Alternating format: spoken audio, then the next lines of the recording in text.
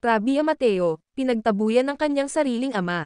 Matapos ang matagal na paghahanap, natunton na umano ng actress beauty queen na si Rabia Mateo ang kanyang Indian-American biological father. Ngunit imbes na yakap at mainit na pagtanggap ang muling pagkikita ay isang matinding sama ng loob ang sumalubong sa kanya. Ayon kay Rabia, nakatanggap umano siya ng mensahe sa kanyang ama na nagsasabing, "Don't message me and my family.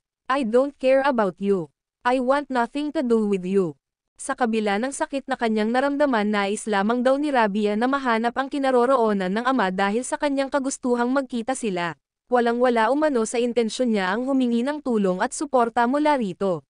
Kaya naman tinanggap na din daw ng dating beauty queen ang katotohanang walang pakialam ang tatay niya dahil hindi ito ang nagpalaki sa kanya, kaya wala silang koneksyon sa isa't isa.